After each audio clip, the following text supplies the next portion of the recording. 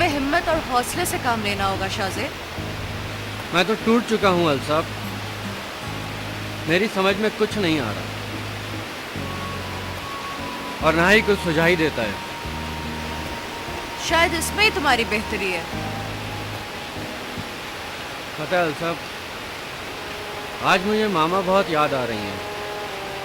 अगर वो होती तो मुझे कभी भी ये एहसास नहीं होने देती कि उन्होंने सिर्फ मुझे पाला है। इब्राहिम अंकल को तुम्हें कभी ना कभी ये सच बताना ही था। और इस एक सच ने हमें कितना दूर कर दिया अल्साफ। तुम क्या समझते हो, इब्राहिम अंकल तुम्हें सब कुछ बताकर खुश हो गए? उन्होंने तो अपने सर का बोझ हल्का किया है और कुछ भी नहीं। तुम कैसी बातें कर रहे हो शाहजेब? तुम्हें पता भी है कि तुम क्या कह रहे हो?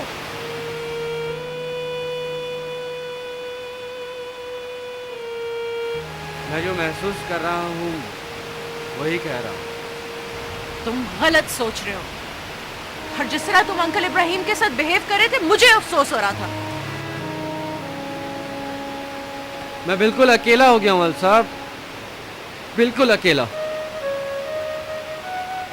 तुम तन्हा नहीं हो अल्साफ, मैं अब खाली हाथ हो गया हूँ, कुछ भी नहीं है मेरे पास। जिनके दिलों में मोहब्बत का जज्बा बेदार रहता है, वो सबसे ज्यादा अमीर होते हैं।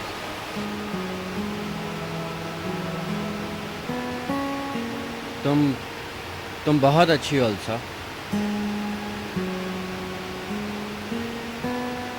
तुम भी बहुत अच्छे हो।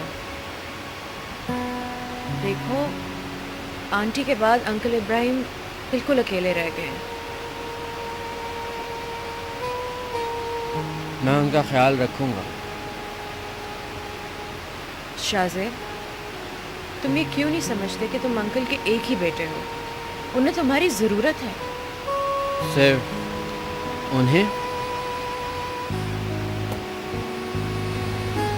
मैं कुछ पूछ रहा हूँ अल्सा। मैंने सुना नहीं। इधर देखो।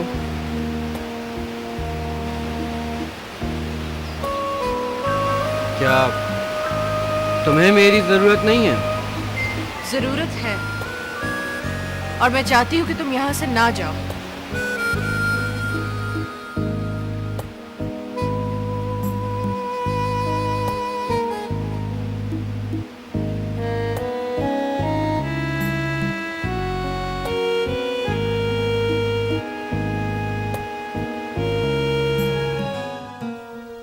और कितना इंतजार करना पड़ेगा जवाद साहब, हम तो इंतजार कर करके थक गए।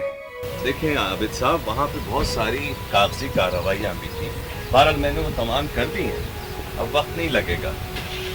हमारी मिसेस ने तो जाग जाग के रातों की नींद हराम कर ली है। नहीं, आप उन्हें समझा दीजिएगा, ठीक है? मैं फिर फोन करूंगा। अच्छा, जी जी बिल्कुल। अल्लाह हाफिज। खुदा हाफिज। बस शहनाज, इंतजार की घड़ियां खत्म हुई समझो। हामी, सुमामी। अरे अलसा, तुम यहाँ क्या कर रही हो? हैं? कुछ भी नहीं, आप ये ना समझो कि मैं आपकी जासूसी कर रही हूँ। अगर तुम कर भी लो तो फर्क क्या पड़ेगा? है ऐसे अंकल, आप ऑफिस को छोड़कर यहाँ क्या करने आए? कुछ जरूरी बातें करनी। नहीं नहीं, ये बात नहीं।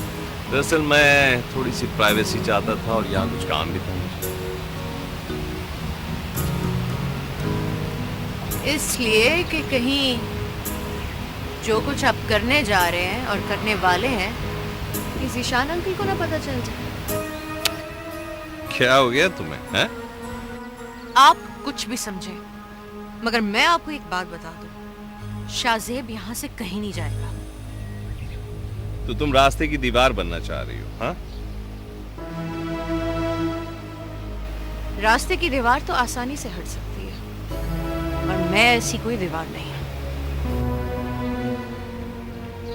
देखो अलसा, एक बात समझ लो अच्छी तरह से, जो होना है वो होकर रहेगा। आप अपने ऊपर ये सब कुछ रख कर देखें और सोचें कि अगर आप इब्राहिम अंकल की जगह होते तो आपका क्या रिएक्शन होता। देखो, पहली बात तो ये कि मैं इब्राहिम नहीं, मैं जवाद हूं। और दूसरी बात ये कि मैं इब्राहिम नहीं बन सकता, मैं जवाद ही रहूंगा। हम दोनों की दो मुख्तलिफ और अलग अलग शख्सियतें। और तीसरी अहम बात ये कि जो उनका रिएक्शन है जाहिर है वही मेरा भी हो।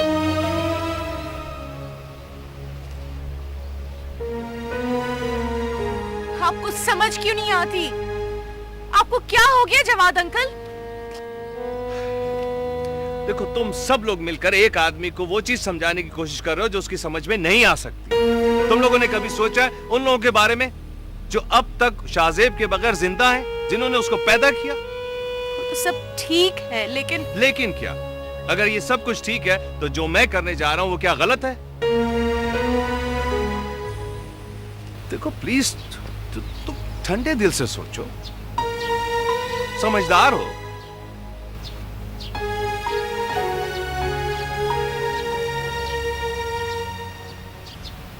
देखो, रिलैक्स, ओके? मैं जरा जल्दी में, नहीं तो तुम्हें मैं आइसक्रीम जरूर खिलाता। ओके?